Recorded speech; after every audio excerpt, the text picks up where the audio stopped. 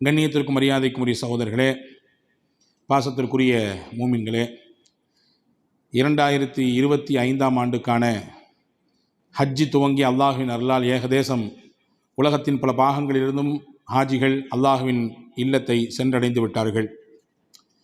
துல்ஹஜ் மாதமும் பிறந்துவிட்டது. ரமதான் முடிந்து விட்டாலே அடுத்து முஸ்லிம்களின் எண்ணமெல்லாம் புனித ஆலயமாம் காபாவை தரிசிப்பதும் ஹஜ்ஜிக்கான வாய்ப்பை கிடைக்கப்பெறுவதும். இப்படியான சில நபர்களுடைய எண்ணங்கள். இன்னும் சிலர் அடுத்து உலுஹியாவுக்காக வேண்டி உண்டான ஏற்பாடு, குர்பானியை சிறப்பாக நிறைவேற்ற வேண்டும், அந்த அமலை அல்லாஹுவின் பேரருளால் மன தூய்மையோடு அதை சிறப்பாக செய்ய வேண்டும் என்பது போன்று உண்டான எண்ணம். ஹஜ்ஜுக்கும் குர்பானிக்குமான நாம் அன்றாடம் தொழக்கூடிய தொழுகைக்குமான ஒரு சிறு ஒற்றுமையை நாம் இந்த ஜும்மாவிலே பார்த்துவிட்டு, குர்பானியிலே செய்யப்பட வேண்டிய மிக முக்கியமான சில விஷயங்களை மட்டும் நாம் இங்கே கவனத்தில் கொள்வோம். பொதுவாகவே எந்த ஒரு அமலாகட்டும், இஹ்லாசுன் நியத், மன தூய்மைக்கு இஸ்லாம் ரொம்ப முக்கியத்துவம் கொடுக்கிறது. எந்த ஒரு செயல் செய்தாலும் சரி, அது சிறிதாகட்டும் பெரிதாகட்டும், மன தூய்மை பிரதான பங்கு அதிலே வகிக்கிறது. எனவேதான் நாம் கடமைகளை நிறைவேற்றுகிறோம். அந்த கடமைகளில் ஒன்றுதான் நோன்பு என்கின்ற கடமை. இஸ்லாத்தில் 50 கடமைகளில் ஒன்று அது.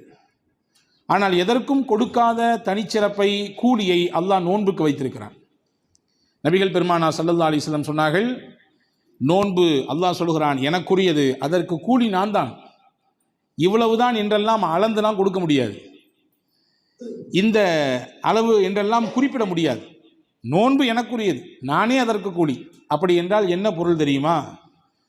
நோன்பில் 100% மன தூய்மை இருக்கிறது. நான் நோன்பா இல்லையா என்பதை நான் சொல்லாமல் உங்களால் தெரிந்து கொள்ள முடியாது. நான் அதை காட்டிக்கொள்ளாமல் வேறு யாருக்கும் தெரியாது. என் மனைவிக்கு கூட தெரியாது, என் வீட்டில் இருக்கக்கூடிய நபர்களுக்கும் கூட தெரியாது. இப்போ எனக்கும் அல்லாவுக்குமானது, அது எனக்கும் என்னை படைத்தவனுக்குமானது. எனவே தான் நோன்பாளி பார்க்காத நபர்கள், யாருமே இல்லாத இடத்திலும் கூட அல்லாஹ் பார்க்கிறான் என்ற உணர்வோடு தண்ணீரின் பக்கம் போவதில்லை, உணவின் பக்கம் போவதில்லை. தனக்கு பிரியமான ஆசையான தன்னுடைய வாழ்க்கை துணையாக இருக்கக்கூடிய மனைவியிடத்திலும் பகல் நேரங்களில் நெருங்குவதில்லை. காரணம், தன்னுடைய வீடுதான், தான் கட்டிக்கொண்ட மனைவிதான், தனக்காக வேண்டி பிள்ளை பெற்றுக் கொடுத்த பெண் தான். ஆனாலும் கூட அல்லாஹ் இருக்கிறான், பார்க்கிறான் என்ற உணர்வு. அப்போ இந்த மன தூய்மை நோன்பிலே 100% வெளிப்படுகிறது. எனவே தான் அல்லாஹ் சொன்னான், இதற்கு கூலி நான் தான், இதற்கு கூலி நான் தான். இப்போ மன தூய்மைக்கு அல்லாஹ் ரொம்ப பெரிய இடத்தை வைத்திருக்கிறான் பாருங்கள். எனவே தான் ஹஜ்ஜினுடைய விஷயத்தை கவனியுங்கள். ஹஜ்ஜி ஒரு புல்லரிக்க வைக்கக்கூடிய பயணம். செய்தவர்களுக்கெல்லாம் தெரியும். அந்த உடையை உடுத்தும் பொழுதே நம் கண்களிலிருந்து ஏன் தான் தண்ணீர் வருகிறது என்று நமக்கே தெரியாது. உடலெல்லாம் ஒரு விதமான சிலிர்ப்பையும் ஒரு விதமான ஒரு புல்லரிப்பையும் பார்க்க முடியும். வழி அனுப்புவதற்கென்று ஒரு கூட்டம், நம்மை வரவேற்பதற்கென்று ஒரு கூட்டம். எல்லாரிடத்திலும் சொல்லுவோம், நான் ஹஜ்ஜிக்கு போகிறேன், எனக்காக வேண்டி துவா செய்யுங்கள். தெரிந்தவர்கள், தெரியாதவர்கள், உறவுகள், சொந்தங்கள், எல்லாரிடத்திலும் போய் சொல்லுவோம். இந்த இடத்தில் எங்கேயுமே ஒரு ஹாஜியினுடைய மனதிலே அல்லாஹுவிற்காக வேண்டி என்கின்ற எண்ணத்தை தாண்டி வேறு எந்த எண்ணமும் புகுந்துவிடக்கூடாது என்பதிலே ரொம்பவும் கவனமாக இருக்க வேண்டும். எனவே தான் அல் குர்ஆனிலே அல்லாஹ் சொன்னான், வலில்லாஹி அலன்னாஸ் ஹிஜ்ஜுல் பைத். எங்கேயும் அல்லாஹ் இப்படியான வார்த்தை பிரயோகிக்கவில்லை, பயன்படுத்தவில்லை. எனக்காக வேண்டி நீங்கள் தொழுங்கள் சொல்லலை அல்லாஹ். ஆனால் தொழுகிறது அல்லாஹ் கணக்கு தொழுதுட்டு இருக்கோம். எனக்காக வேண்டி நோன்பு வையுங்கள் அல்லாஹ் சொல்லலை. குதிபா அலைக்கும் ஸியாம் கமா குதிபா அலல்லதீன மின் கபலிக்கும், உங்களுக்கு முன்னால் உள்ளவர்களுக்கு நோன்பு கடமை, நீங்களும் நோன்பு வையுங்கள். எனக்காக வேண்டி நீங்கள் ஜக்காத்தை கொடுங்க அல்லாஹ் சொல்கிறான். ஆத்து ஜக்கான்றான், ஜக்காத்தை கொடுங்கன்றான். ஆனால் ஹஜ்ஜை பற்றி மட்டும் சொல்லும் பொழுது வலில்லா அந்த வார்த்தை எல்லாம் பயன்படுத்துகிறான், அல்லாஹுவிற்காக. அப்படின்னா என்ன தெரியுமா அர்த்தம்? இந்த ஹஜ்ஜினுடைய விஷயத்தில் அந்த மனதிலே கொஞ்சம் சலசலப்பு வந்து விடலாம், பேர் புகழ் என்கின்ற எண்ணம் கலந்து விடலாம். அதற்கு ஒரு காலமும் இடம் கொடுத்து விடாதீர்கள், ஒரு காலமும் அதற்கு இடம் கொடுத்து விடாதீர்கள். இஹ்லாசுன் நிய்யத் என்பது எல்லா அமலுக்கும் முக்கியம். Karim's biryani paradise at liberty and catering services, கோடம்பாக்கத்தின் அறுசுவை அடையாளம். ஹஜ்ஜிலே கூடுதலாக முக்கியத்துவம் பெறுகிறது என்பதை அல்லாஹ் இந்த இடத்திலே உணர்த்துகிறான். எனவேதான் சையதுனா உமர் ரலியல்லாஹு அன்ஹு இடத்திலே அவருடைய மகனார் இப்னு உமர் ரலியல்லாஹு அன்ஹு வருஷம் ஹஜ்ஜிக்கு போவாங்க. உமர் ரலியல்லாஹு அன்ஹு ஒரு வருஷம் கூட போனாங்க. இப்னு உமர் ரலியல்லாஹு அன்ஹு பார்த்துட்டு எல்லாம் திரும்புகிற இடமெல்லாம் மக்கள் தலை. அரஃபாவிலே பார்க்க முடியும், முஸ்தலிஃபாவிலே பார்க்க முடியும் இந்த காட்சியை. திரும்புகிற இடமெல்லாம் மக்கள் தலை, எல்லாரும் ஒரே தோற்றம், எல்லாரும் ஒரே உடை, எல்லாரும் ஒரே முழக்கம்.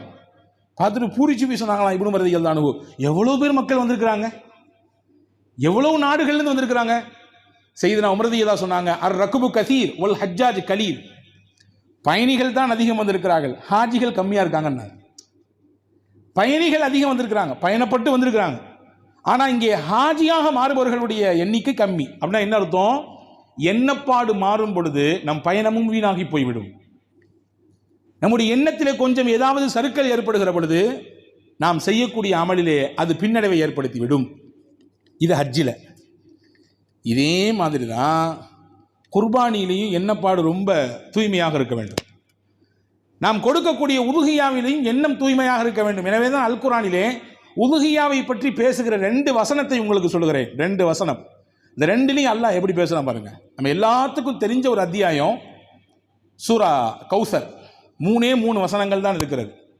அதில் 2வது வசனத்தை பாருங்கள். இன்னா அத்தைனாக்கல் கௌசர், நபியே உங்களுக்கு நாம் கௌசர் என்ற நீர் தடாகத்தை கொடுத்து விட்டோம். அடுத்து சொல்றான், ஃபஸல்லி லிரப்பிக வன்ஹர், ஃபஸல்லி லிரப்பிக வன்ஹர். உங்களை படைத்து பரிபாலித்து ரட்சித்து கொண்டிருக்கிற உங்கள் ரப்புக்காக வேண்டி நீங்கள் தொழுங்கள். வன்ஹர், அந்த ரப்புக்காக வேண்டியே நீங்கள் உதுகியாவும் கொடுங்கள். ரொம்ப முக்கியத்துவப்படுத்தி சொல்றான். எந்த இடத்திலும் கலப்பு வந்துட வேண்டாம். நாங்கள் பாரம்பரியமாக கொடுத்து வரமாக்கும் குர்பானி வெறுதே இல்லையே. நாங்கள் எப்பொழுதுமே பிடிக்கிற குட்டி இருக்குத 25 கிலோவுக்கு மேலே தான் பிடிக்கிறது. எங்கள் வீட்டில் 6 பேர் இருக்கோம், ஆனால் 1 கொடுக்க மாட்டோம், 6 கொடுத்துட்றது. அது எதுக்கு மிச்சம் வைப்பானே? அன்பர்களே, இப்படியெல்லாம் பேசி இப்படியெல்லாம் எண்ணப்பட்டு உங்களுடைய அமல் வீண் போய்விட வேண்டாம். உங்கள் அல்லாவுக்காக வேண்டி கொடுங்கள் என்று அல்லாஹ் சொல்கிறான். இன்னொரு இடத்துல பாருங்க, சூரா ஹஜ்ஜிலே அல்லாஹ் சொல்கிறான், லை யனாலல்லாஹ லுஹூமுஹா வலா திமாஉஹா வலாக்கின் யனாலுஹு தக்வா மின்கும். எல்லா இமாம்களும் ஓதக்கூடிய ஒரு வசனம் இது. குர்பானியுடைய காலம் வந்துவிட்டால் இந்த வசனத்தை நாம் திரும்ப திரும்ப கேட்டிருப்போம். ஆனால் திரும்ப திரும்ப கேட்டாலும் அதில் சொல்லப்படக்கூடிய செய்தி ஒரு செய்தி தான் நம்முடைய ஆழ்மனதில் இறங்கி விதைக்கப்பட்டு வெளிப்படுத்த வேண்டிய செய்தி. அல்லாஹ் நீங்கள் கொடுக்கக்கூடிய குர்பானியின் இறைச்சியை அவனிடத்தில் சென்று சேர்வதில்லை. அவனிடம் அந்த இறைச்சியினுடைய உடலிலிருந்து வெளிப்படக்கூடிய இரத்தம் சென்று சேர்வதில்லை. பின்ன என்னதான் போகுது? தக்வா மின்கும், உங்கள் உள்ளத்தில் இருக்கிற தூய்மையான எண்ணமும் இறையச்சமுமே அவனிடத்திலே போகிறது. நீங்கள் அறுப்பது நீங்கள், இறைச்சியை பங்கிடுவது நீங்கள், சொல்ல போனால் உண்பதும் கூட நீங்கள் தான். அதை அறுத்து 3 பங்காக நாம் கொஞ்சம் கொஞ்சமாக பங்கிட்டு, ஒன்றை நீங்களும் உங்கள் இன்னொரு பங்கை உங்கள் உறவுகளுக்கும் வேறொரு பங்கை உங்களுக்கு தெரிந்த ஏழை வாழைகளுக்கும் நீங்கள் கொடுக்கிறீர்கள். நீங்கள் தான் உண்ணுகிறீர்கள், நீங்கள் தான் அறுக்கிறீர்கள். அவனிடத்தில் இந்த இறைச்சியின் துண்டளவும் போவதில்லை, இந்த இறைச்சியிலிருந்து வெளிப்பட்ட இரத்தத்தின் துளியளவும் போவதில்லை. பின்ன என்ன போகுது? உங்க உள்ளத்தினுடைய எண்ணமும் இறையச்சமும் போகுது. கவனிக்கிறீங்களா? எனவேதான் பெருமானார் ஸல்லல்லாஹு அலைஹி வஸல்லம் இப்படி ஒரு வார்த்தை சொன்னார்கள், இன்ன தம ல யகஉ மினல்லாஹி பிமகானின் قبل أن يقع من الأرض. ரொம்ப அதி அற்புதமான வார்த்தை. இப்படி ஒரு வார்த்தையை உலகத்தில் யாராலும் சொல்ல முடியாது. முஹம்மது ரசூலுல்லாவால் மட்டும்தான் சொல்ல முடியும். நீங்கள் அறுக்கிற பிராணியிலிருந்து இரத்தம் வெளிப்படுகிறது. நீங்கள் கரெக்டாக அறுக்கிறீங்க, அறுக்கும் பொழுது அந்த பிராணியினுடைய உடலிலிருந்து இரத்தம் வெளிப்படுது. அறுத்த ஒரு சில மைக்ரோ செகண்ட்லேயே இரத்தம் வெளியே வந்துடும். வந்துச்சுன்னா அது கண்டிப்பாக தரையில் பட்டுரும். ரசூலுல்லாஹ் சொன்னாங்க, அது தரையில் படுவதற்கு முன்னால் உங்களுடைய குர்பானி அல்லாட்டு போயிடும். அப்படி என்றால் எவ்வளவு வேகமாக, எவ்வளவு சீக்கிரமாக உங்களுடைய அமல் அல்லாஹ்விடத்தில் அங்கீகரிக்கப்படுதுன்னு பாருங்க. எவ்வளவு நேரம் ஆகும்? நாம் வைத்த உடனேயே அறுபட்ட உடன் அடுத்த நொடியிலேயே இரத்தம் வெளிப்படுகிறது. அந்த இரத்தம் பூமியில் படுகிறது, தரையில் படுகிறது, நாம் வைத்திருக்கக்கூடிய பாத்திரத்தில் படுகிறது. ரசூலுல்லாஹ் சொன்னாங்க, அது தரைக்கு வர்றதுக்கு முன்னாடி உங்க அமல் அல்லாஹ்ட்ட போய் சேர்ந்துருந்தாங்க. சொல்லிட்டு முடிக்கலங்க, இதுக்கு அடுத்து சொன்னது தான் ரொம்ப முக்கியமான செய்தி. ஃபதீபு பிஹா நஃப்ஸா, தூய்மையான மனசோடு கொடுங்கன்னாங்க. அவ்வளோதான். ரொம்ப சிம்பிளான அமல் இது. ஆனால் மனசில் என்ன மாறி போச்சுன்னா நீங்கள் கொடுத்து புண்ணியம் இல்லாமல் போயிடும். எனவே ஃபத்தீபு பிஹா நஃப்ஸா, தூய்மையான மனதோடு அதை நீங்கள் நிறைவேற்றுங்கள், எந்த ஒரு கலப்பும் அதில் ஏற்பட்டு விட வேண்டாம் என்று நபிகள் நாயகம் ஸல்லல்லாஹு அலைஹி வஸல்லம் சொன்னார். எனவே ஹஜ்ஜிக்கு எப்படி தூய மனம் தேவைப்படுதோ, ரொம்ப முக்கியத்துவம் பிரதான இடத்தை பிடிக்கிறதோ, அதே போன்று இந்த ஹஜ்ஜினுடைய மாதத்திலே, இந்த துல்ஹஜ்ஜினுடைய மாதத்திலே உலகெங்கிலும் வாழக்கூடிய முஸ்லிம்கள் நிறைவேற்றக்கூடிய ஒரு உன்னதமான ஒரு அமலாக இருக்கக்கூடிய உதுஹியாவிலும் ரொம்ப தூய்மையாக அந்த மனம் இருக்க வேண்டும். ஆனால் இன்னைக்கு காலப்போக்கில் எப்படி ஆச்சு தெரியுமா? உதுஹியா என்பது அமல் என்பதை கடந்து பேரம் பேசுகிற இடமாக மாறிப்போச்சு, ஏமாற்றுகிற இடமாக மாறிப்போச்சு, மோசடி செய்கிற இடமா மாறிப்போச்சு. இங்கே 4000 ரூபாயா, பீகாரில் கொடுக்குறோம் 1000 ரூபா தான், கொடுக்குறீங்களா? நம்மால் 4 பங்கு போடுங்கன்றாங்க. நடக்கிறது ஏன் அங்கே கம்மி இங்கே கூட? அன்பான சகோதரர்களே, நான் விலாவரியாக சொல்லவில்லை, நான் கோடு மட்டும் போடுகிறேன், நீங்கள் புரிந்து கொள்ளுங்கள். அமல் என்கின்ற கட்டத்தை தாண்டி இது ஒரு இயல்பாக மனிதர்களிடத்திலே புழங்கப்படுகிற விஷயமாக மாறி போய்விட்டது. அதனால் என்ன ஆனது? மனிதர்களிடத்திலே ஒரு விதமான ஒரு சகிப்புத்தன்மை, ஒரு விதமான ஒவ்வாமை தொற்றிக் கொண்டது. பணத்தை மட்டும் அனுப்பிடுவோம், எங்கேயாவது கொடுத்துக்கட்டும், அந்த இறைச்சி கூட நமக்கு தேவையில்லை, ஜிபே பண்ணிடுறோம் அல்லது எதையாவது கொடுத்து அனுப்பிடுறோம், நீங்கள் பண்ணி கொடுத்து ஏதாவது செஞ்சுங்க. அதை அறுக்கும் பொழுது பெருமக்கள் சொல்கிறார்கள், யாருக்காக வேண்டி நீங்கள் அதை கொடுக்கிறீர்களோ அவர்கள் முன்னால் நிற்பதுதான் சிறப்பு. நீங்கள் ஷேரில் இருக்கிறீங்களா, சேர்ந்து இருக்கிறீங்களா, அந்த 7 பேர் அங்கே நிற்கிறது தான் சிறப்பு. அல்லது உங்கள் சார்பாக உங்கள் குடும்பத்தில் ஒருவர் இருப்பது மிகவும் உசிதம், ரொம்பவும் நல்லது. ஆனால் நடப்பது வித்தியாசமாக இருக்கிறது. எனவே அன்பான சகோதரர்களே, ஹஜ்ஜிலும் சரி, இந்த ஹஜ்ஜி மாதத்தில் நிறைவேற்றப்படக்கூடிய உதுஹியாவிலும் சரி, மன தூய்மை ரொம்ப முக்கியமாக இடம்பெறுகிறது. இது ஒன்றாச்சா? அடுத்து ஒரு ஒற்றுமை சொல்கிற பாருங்க. ஹஜ்ஜி விஷயத்தை பற்றி ரசூலுல்லாஹ் சொல்கிறாங்க. திருமிதி ஷரீஃபிலே ஒரு ஹதீஸ் வந்திருக்கிறது. அலிநாயகம் ரலியல்லாஹு தஆலா அன்ஹு சொல்கிறாங்க, மல் மலக ஜாதன் வராஹிலத்தன் தபலுஹு இலா பைத்தில்லாஹில் ஹராம் ஃபலம் யஹுஜ்ஜ வலா அலைஹி ஐயமூத யஹூதியன் வலா நஸ்ரானியா. பெருமானா ஸல்லல்லாஹு அலைஹி சொன்னாங்க, யாருக்கு ஹஜ்ஜி செய்கிறதுக்கு வசதி இருக்குது, உடல்ல திடகாத்தனம் இருக்குது, பொருளாதாரம்லாம் மாஷா அல்லாஹ் பரக்கத்தா அல்லாஹ் கொடுத்துருக்கான், நல்ல நிலையில தான் வியாபாரம் இருக்குது, நல்ல நிலையில தான் வருமானம் இருக்குது, போவதுக்காக வேண்டி உண்டான செலவு என்னவோ அவர்கிட்ட இருக்குது, ஆனால் தள்ளி தள்ளி போடுறாரு, அல்லது அதில் பெரிய கவனம் இல்லை, பார்த்துக்கலாம் என்று தள்ளி தள்ளி போடுகிறார், அல்லது இப்படி வைக்கலாம் இதற்கு அர்த்தம், அதில் பெரிய ஈடுபாடு இல்லை.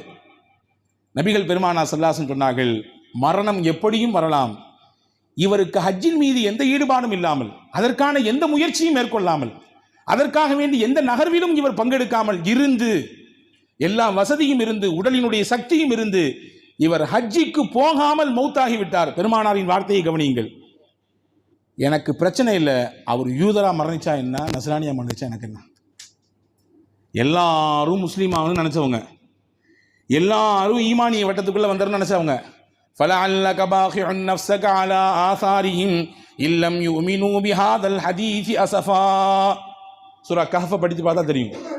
அல்லாஹ் சொல்றான், நபியே ஏன் நீங்க ரொம்ப ரிஸ்க் எடுக்கிறீங்க, இவங்க ஈமானுக்கு வரணும், அவங்க ஈமானுக்கு வரணும், எல்லாருக்கும் இந்த ஈமானுடைய ஒளி கிடைச்சிடணும், பிரகாசமான இந்த இஸ்லாத்தின் ஜோதியிலே இவர்கள் ஐக்கியமாகிவிட வேண்டும் என்று நீங்க பிரயாசப்படுறீங்களே, இப்படி கவலைப்பட்டு நீங்க உங்களையே அழிச்சிக்க போல தெரியுத.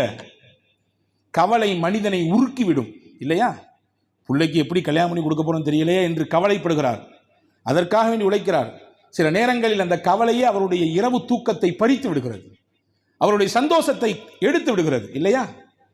கவலை என்பது பெரிய நோய், பெரிய மனதிற்கு பாரத்தை தரக்கூடியது. ரசூலுல்லாஹ் பார்த்து அல்லாஹ் சொல்றான், நீங்க கவலைப்பட்டு உங்களை நீங்களே பலவீனத்துக்கு உட்படுத்திங்க போல தெரியுத, வேண்டாம நல்லா ஆறுதல் படுத்துறான்.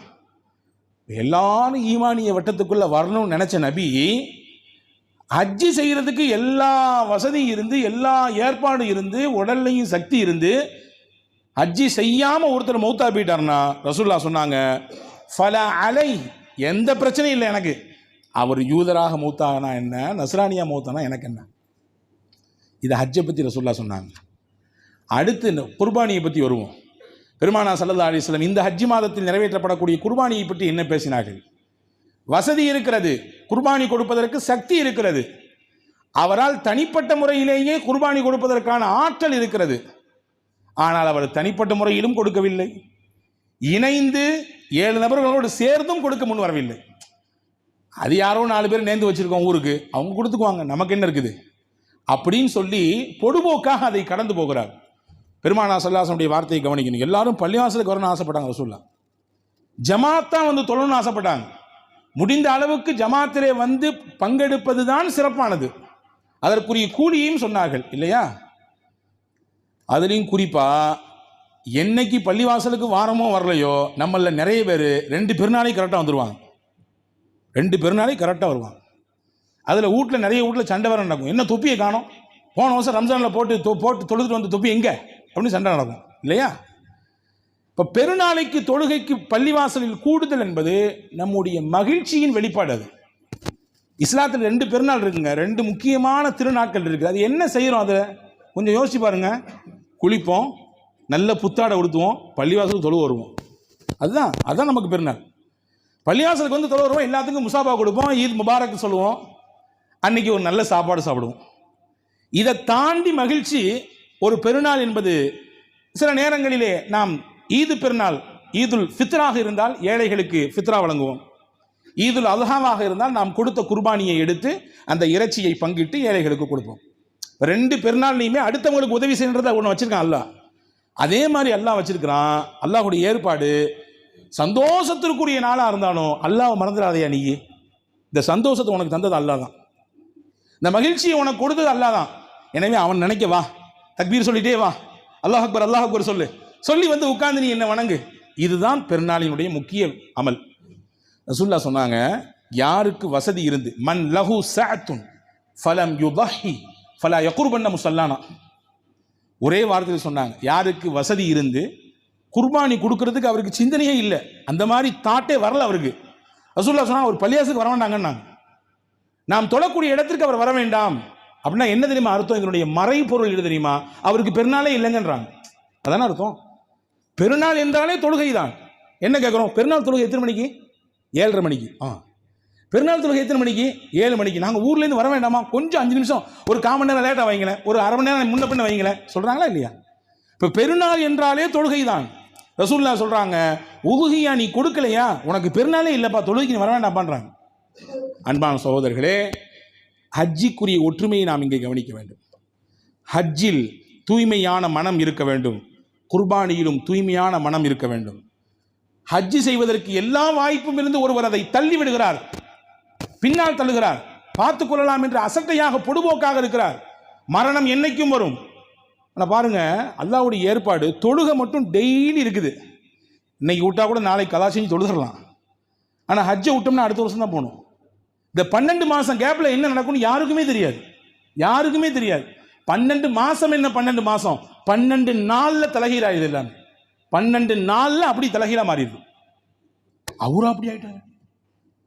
அவருடைய வாழ்க்கை எப்படி தலைகீழ மாறிடுச்சு, அவருடைய கடையா இப்படி திவாலாகி போச்சு.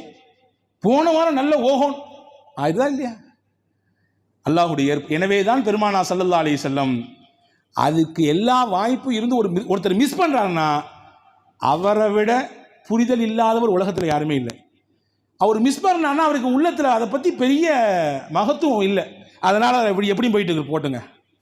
அதே மாதிரி சொல்கிறாங்க, குர்பானியில் யாருக்கு வசதி இருந்து குர்பானி கொடுக்கலையோ அவர் பள்ளியாசுக்கு வர வேண்டாம், அவருக்கு பெருநாளும் ஒன்றும் கிடையாது அப்படின்ற மாதிரியான ஒரு தொனியிலே, ஒரு குரலிலே பெருமானா ஸல்லல்லாஹு அலைஹி வஸல்லம் சொல்வதை இங்கே நாம் கவனிக்க முடிகிறது. எனவே அன்பான சகோதரர்களே, இது 2 அமலையும் வைத்திருக்கக்கூடிய புண்ணியமான மாதம் தான் துல்ஹஜ் மாதம். பெருமானா ஸல்லல்லாஹு அலைஹி வஸல்லம் 10 ஆண்டு காலம் மதீனாவிலே தங்கியிருந்தார்கள். அந்த 10 வருஷமும் குர்பானி கொடுத்தாங்க, ஒரு வருஷம் கூட மிஸ் பண்ணலை. ஹதீஸில் வந்திருக்கிறது, இப்னு உமர் ரலியல்லாஹு தஆலா அறிவிக்கிறாங்க, திர்மிதி ஷரீஃபில் இந்த ஹதீஸ் இருக்கிறது, காம ரசூலுல்லாஹி ஸல்லல்லாஹு அலைஹி வஸல்லம் பில் மதீனா 10 சினீன் யுதஹி. 10 ஆண்டுகள் பெருமானா ஸல்லல்லாஹு அலைஹி வஸல்லம் மதீனாவிலே தங்கியிருந்தார்கள். அவர்களின் மதீனாவின் வாழ்க்கை 10 ஆண்டு, 10 ஆண்டும் பெருமானா ஸல்லல்லாஹு அலைஹி வஸல்லம் கொடுத்துருக்காங்க.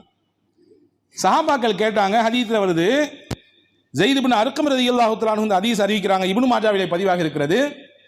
ரசூலுல்லாஹ் கேட்குறாங்க, வமா ஹாதிஹில் அல்லாஹி யா ரசூலல்லாஹ், உதுஹியானா என்ன, அப்போ ரசூலுல்லாஹ் சொன்னாங்க, சுன்னத்த அபீக்கும் இப்ராஹிம், உங்களுடைய தகப்பனார் உங்களுடைய முன்னோர்களில் ஒருவர் இப்ராஹிம் அலி இஸ்லாமுடைய வழிபாது.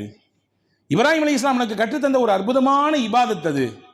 அடுத்து கேட்குறாங்க சஹாபாக்கள், ஃபமா லனா ஃபீஹா யா ரசூலல்லாஹ், இந்த உலுஹியாவிலே எங்களுக்கு என்ன கிடைக்கும்? உலுஹியா கொடுப்பதினாலே என்ன கிடைக்கும்? தொழுகையின் மூலமாக என்ன கிடைக்கும்? கண் குளிர்ச்சி கிடைக்கும், மன அமைதி கிடைக்கும், உள்ளத்தில் கூடிய பாரத்தை எல்லாம் அடித்து கொட்டி வச்சிடலாம் வெளியே அல்லாட்ட. நோம்புனால என்ன கிடைக்கும்? உடலுக்கு ஆரோக்கியம் கிடைக்கும், ஈமானிய புத்துணர்வு கிடைக்கும். ஜக்காத்தினால் என்ன கிடைக்கும்? நம்முடைய பொருளாதாரத்துக்கு பாதுகாப்பு கிடைக்கும், அதில் இருக்கக்கூடிய அழுக்கு அசுத்தம் எல்லாம் நீங்கிரும், நம்முடைய பொருளாதாரம் சுத்தமாயிரும். இது ஒவ்வொன்றுக்கும் பின்னாடி ஒரு காரணம் இருக்குல்ல. உலுஹியானால எங்களுக்கு என்ன கிடைக்குன்னு கேட்டாங்க சஹாபாக்கள். ரசூலுல்லாஹ் சொன்னாங்க, பிகுல்லி ஷஅரத்தின் ஹஸனா, நீங்கள் கொடுக்கும் பிராணியில் எத்தனை ரோமங்கள் இருக்கிறதோ அத்தனை ரோமங்களுக்கு பகரமாக அல்லாஹ் உங்களுக்கு நன்மையை தருவான், அந்த தோலுக்கும் நன்மையை கொடுப்பான் என்று பெருமானார் ஸல்லல்லாஹு அலைஹி வஸல்லம் சொன்னாங்க.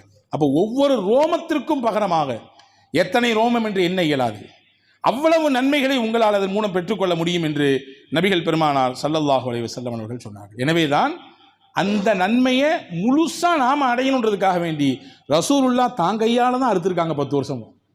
10 வருஷமும் தாங்கையால் அறுத்திருக்காங்க. இந்த ஹதீஸ் ரொம்பவும் முக்கியத்துவம் வாய்ந்தது. எங்கேயோ கொடுத்து அனுப்பிட்டு அவங்க கொடுத்தாங்களா இல்லையான்னு எதுவும் தெரியாது, இந்த டேட்டில் கொடுக்க போகிறோன்ற செய்தியை மட்டும் வாங்கிட்டு அப்படியே நம்ம இருந்துடுறோம். அந்த இறைச்சியை கூட பங்கிட்டு கொடுப்பதற்கு நம்ம முன் வரல, அதை வாங்கி ஏழை ஏழைகளுக்கு ஷேர் பண்ணுறதுக்கு அல்லது கொண்டு டிஸ்ட்ரிபியூட் பண்ணுறதுக்கு அதற்கான எந்த முயற்சி எடுக்கலை. இவர்கள் எல்லாம் இந்த ஹதீஸை கவனிக்க வேண்டும். ذبح ரசூலுல்லாஹி ஸல்லல்லாஹு அலைஹி வஸல்லம் பியதிஹி, தன்னுடைய திருக்கரத்தால் அறுப்பார்கள். அறுக்கும் பொழுது என்ன சொல்வார்கள்? ஹதீஸிலே வந்திருக்கிறது, பிஸ்மில்லாஹி அல்லாஹு அக்பர், அல்லாஹும்ம லக்க வ மின்க வ இலைக்க. யா அல்லாஹ், இது உனக்காக வேண்டி நீ தான் எனக்கு கொடுத்தாய், இதற்கான வசதியையும் வாய்ப்பையும் நீ தான் எனக்கு தந்தாய், நீ கொடுத்ததை உன் வழியிலேயே கொடுக்கிறேன். எனக்கு ஒன்றும் கூரையிலிருந்து புச்சிக்கிட்டு ஒன்றும் வரலையே. பொருளாதாரம் இன்னைக்கு லெவல் நல்லா இருக்குது, பொருளாதாரத்தில் நான் உயர்ந்து நிற்கிறேன், எனக்கு நல்ல ஓஹோன்னு வியாபாரம் ஓடுது, என்னுடைய தொழில் தொட்ட இடமெல்லாம் துணங்குகிறது, சிறப்பாக இருக்கிறேன். இது எல்லாம் நீ கொடுத்தது, எல்லாம் என்னுடைய சுயத்தில் வரல, நீ கொடுத்தது. நீ கொடுத்ததை உனக்கே நான் தர்றேன். இந்த அர்த்தத்தை கொண்டு பெருமானார் ஸல்லல்லாஹு அலைஹி வஸல்லம் கொடுப்பார்கள். கொடுக்கும் பொழுது சொல்வார்கள், யா அல்லாஹ், 2 ஆட்டை நான் தருகிறேன், ஒன்று எனக்கும் என் குடும்பத்திற்கும், வஅம்மன் லம் யுபஹி மின் உம்மதி, என்னுடைய சமுதாயத்திலே அதற்கான வசதி வாய்ப்பு இல்லாமல் ஏக்கத்தோடு இருக்கிறார்கள் எத்தனையோ மக்கள், அவர்களுக்கெல்லாம் பகரமாக நான் கொடுக்குறேன். நாங்கள் சொல்லலாம், நம்ம மேலே எவ்வளவு பிரியம் பாருங்க பெருமானாருக்கு. நான் ஒன்று கொடுக்குறேன், அது எனக்கும் என் குடும்பத்துக்குமானது. இன்னொன்று இருக்குல்ல, அது என்னுடைய உம்மத்தில் யாருக்கு கொடுப்பதற்கான வசதி இல்லையோ, கொடுக்க முடியாத தவிப்பு நிலையில் இருக்கிறார்களோ அவர்களுக்கெல்லாம் சேர்த்து கொடுக்கிறேன் என்றார்கள் நபிகள் நாயகம் ஸல்லல்லாஹு அலைஹி வஸல்லம் அவர்கள். எனவே அன்பான சகோதரர்களே, உலுஹியா என்பது ரொம்ப முக்கியமான ஒரு அமல். பெருமானார் ஸல்லல்லாஹு அலைஹி வஸல்லம் அதை எப்படி வாங்க வேண்டும் என்கின்ற முறையை கற்றுக் கொடுத்தார்கள். எப்படியான பிராணியாக அது இருக்க வேண்டும், நல்ல கொழுத்த ஆட்டை வாங்குங்கள் என்றார்கள், நல்ல ரோமங்கள் அதிகமாக இருக்கக்கூடிய பிராணியை வாங்குங்கள் என்றார்கள், குறையில்லாததை வாங்குங்கள் என்றார்கள், நீங்கள் அதோடு கொஞ்சம் பழகுவதற்கான நேரத்தை எடுத்துக்கொள்ளுங்கள் என்றார்கள், நீங்கள் அறுக்கும் பொழுது முன்னால் நில்லுங்கள் என்றார்கள், முடிந்தால் உங்கள் கரத்தால் அருங்கள் என்றார்கள். உங்கள் கரத்தால் அறுப்பதற்கான வாய்ப்பு அல்லது பதட்டம் உங்களுக்கு இருக்கிறது என்றால் நில்லுங்கள். அங்கே நிற்கும் பொழுது உங்கள் உள்ளத்தில் ஒரு ஓரத்தில் ஈரம் கசிய வேண்டும். என்ன ஈரம் தெரியுமா? இப்ராஹிம் அலை இஸ்லாமுக்கு வந்த அந்த நினைப்பு வர வேண்டும். தாம் பெத்து வளர்த்த பிள்ளையை கொடுக்கும் பொழுது எப்படி இருந்திருக்கும் அவருடைய உணர்வு, அவருடைய எண்ண ஓட்டம் எப்படி இருந்திருக்கும்? பெத்த பிள்ளையை கொடுக்கணும்னா அது சாதாரண வார்த்தையில சொல்லிட்டு புரிஞ்சு கடந்து போயிட முடியுமா? இன்னைக்கும் அது அடையாள சின்னமாக இன்னைக்கும் இருக்கிறதே. மக்காவிலே போகும்போதெல்லாம் காட்டுறாங்க, இதுதான் தபஹி இப்ராஹிம் அலி இஸ்லாம் இஸ்மாயில் அலி இஸ்லாமை அறுப்புறதுக்காண்டி கொண்ட போட்ட இடம் இந்த பாருங்க, மினாவுக்கு பக்கத்தில் இந்த இடத்துல இந்த இடத்துல தான் பர்டிகுலரா இப்ராஹிம் அலி இஸ்லாம் கூட்டு வச்சிருந்தாங்க.